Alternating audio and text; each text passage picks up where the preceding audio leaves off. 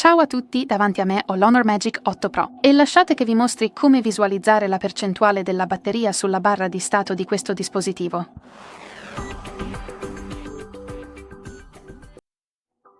Quindi iniziamo aprendo le impostazioni e qui dobbiamo scorrere e trovare notifiche e barra di stato. Poi andiamo su barra di stato che si trova proprio qui e individuiamo l'opzione percentuale batteria.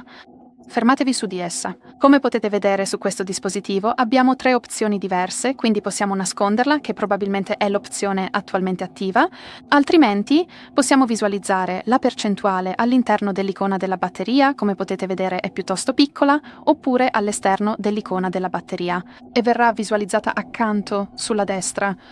Quindi ovviamente scegliete l'opzione che preferite. Bene, questo è tutto, grazie mille per aver guardato, per favore iscrivetevi al canale e lasciate un like.